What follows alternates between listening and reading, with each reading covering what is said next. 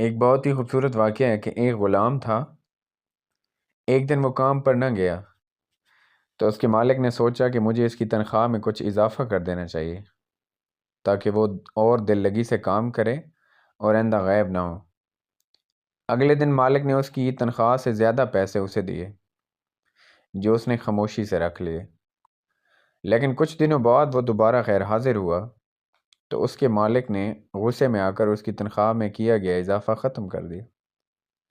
اور اس کو پہلے والی تنخواہ ہی دی۔ غلام نے اب بھی خاموشی اختیار کی تو مالک نے کہا، جب میں نے اضافہ کیا تو تم خاموش رہے اور جب میں کمی کی تو پھر بھی خاموش ہو، کیوں؟ تب غلام نے جواب دیا،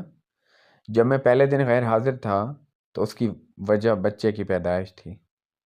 اور آپ کی طرف سے تنخواہ میں اضافے کو میں نے وہ رزق خیال کیا جو وہ اپنے ساتھ لے کر آیا، اور جب میں دوسری مرتبہ غیر حاضر تھا تو اس کی وجہ میری ماں کی وفات تھی، اور آپ کی طرف سے تنخواہ میں کمی کو میں نے وہ رزق خیال کیا